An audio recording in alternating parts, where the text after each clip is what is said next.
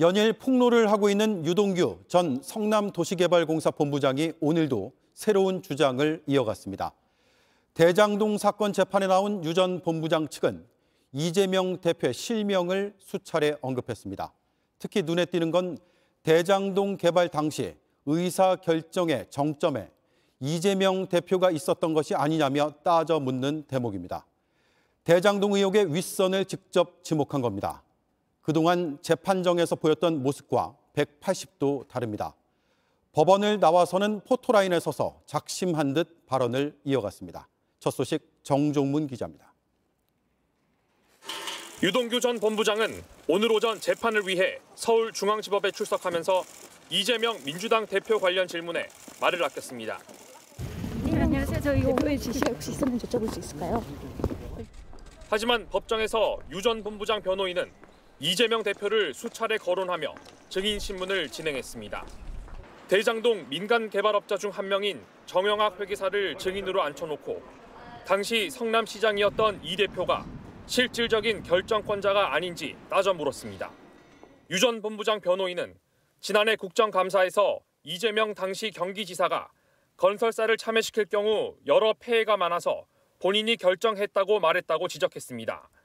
변호인이 정 회계사에게 결정 과정에서 성남시청이나 성남시장이 도시개발공사에 위에서 아래로 지시한 것인지 아느냐고 묻자 정 회계사는 위에서 지침이 있었던 것으로 파악하고 있다고 답했습니다. 유 전 본부장보다 높은 곳에서 대장동 개발 사업 결정에 관여한 것이란 취지였습니다. 유 전 본부장 변호인은 공소장에 있는 지시가 어디서 왔는지 더 밝혀보자는 것이라며 앞으로 재판에서도 이 대표 책임 여부를 분명히 가리겠다는 입장을 밝혔습니다. JTBC 정종문입니다. 네, 포토라인에선 유동규 전 본부장은 착각했다는 표현을 썼습니다. 비정하다는 말도 했습니다. 이재명 대표 등을 향해서 한 말로 보입니다. 먼저 들어보시고 의미를 풀어보겠습니다. 여도현 기자입니다. 유동규 전 본부장은 재판이 끝난 뒤 카메라 앞에서 대선 자금 수사와 심경 변화에 대해 입장을 밝혔습니다. 우선 대선 자금과 관련해 이재명 대표의 직접 지시가 있었는지 언론 인터뷰에서 모를 리가 있겠느냐라고 말한 의미에 대해 답했습니다. 네, 그 사항은 아닙니다. 그 다른 사안에 대해서 말씀드린 거고요. 이어 검찰 조사에서 태도를 바꾼 이유를 묻자 대장동 개발 의혹 수사와 재판을 받으며 느낀 감정을 설명했습니다. 네, 제가 좀 배신감일 수도 있는데 제가 좀 착각했다. 하는 생각이 많이 들었습니다. 여기는 참 비정하달까? 그런 세상이구나. 누구에 대한 착각인지를 묻자 형제들이라고 언급합니다. 형제들이라고 불렸던 이제 그런 사람들의 어떤 생각이나 내용들이 함께해도 좋겠다 이런 생각을 했었지만 이 사건 터지고 난 다음에 원래 이제 좀 어려울 때 진면목을 본다고 하잖아요. 이제 그런 부분에서 제가 생각했던 것들은 상당히 다르구나.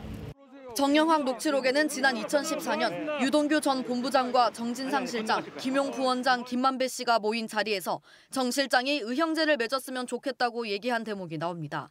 수사와 재판에서 그들의 도움을 받지 못하자 배신감을 느꼈다는 취지로 보입니다. JTBC 여도현입니다.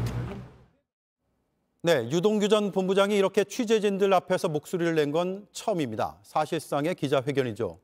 의미심장해 보이는 몇 가지 말을 했는데 분석을 해보겠습니다. 박사라 기자가 나와 있습니다. 우선 이렇게 공개적으로 기자회견까지 한 배경은 뭐라고 분석을 해야 될까요? 네, 일단 최근 변화를 보면 침묵을 지키다가 일부 언론에 자신의 생각을 털어놓고 오늘은 적극적으로 취재진 앞에서 질문까지 받았습니다. 입장을 밝히는데 점점 적극적으로 태도가 바뀌고 있는 건데요. 그리고 오늘도 보시는 것처럼 배신감과 비정함을 언급을 했습니다.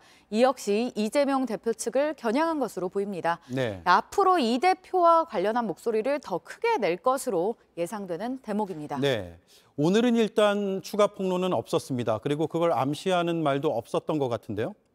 그러니까 추가 폭로할 게 남아있다고 해석되는 발언이 있었습니다. 이 대표가 대선 자금 관련 어떤 명령이나 지시를 했는지 기자들이 질문을 했는데 그 사안이 아니라 다른 사안이라고 말했습니다. 예. 그 말은 다른 것을 지시한 사안이 있다는 거거든요. 그래서 이와 관련한 검찰 진술 혹은 공개적인 폭로가 나올 수도 있을 것으로 보입니다. 네, 다른 사안, 구체적으로 뭘까요?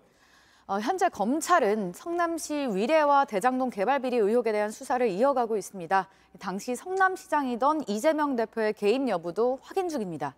이 과정에서 유 전 본부장의 진술이 수사의 최대 변수가 될 수 있습니다.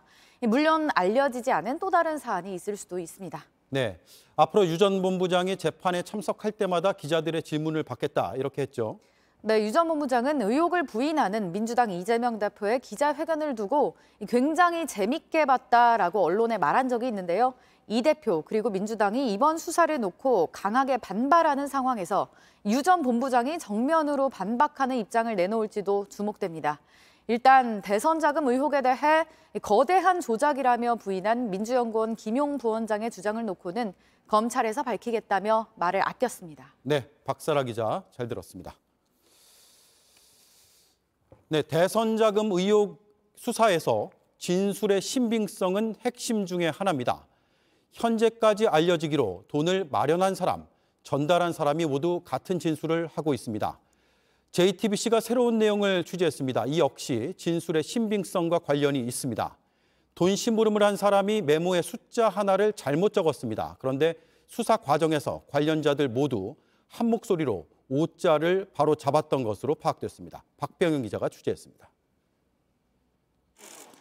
검찰은 유동규 전 성남도시개발공사 본부장으로부터 진술을 확보한 지 2주도 안 돼 더불어민주당 민주연구원 김용 부원장을 구속했습니다.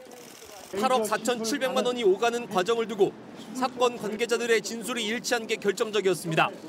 김 부원장에게 돈을 전달했다는 유 전 본부장과 자금 마련을 주도한 남욱 변호사, 이를 도운 정민용 변호사와 이모 씨의 진술까지 맞아떨어졌다는 겁니다.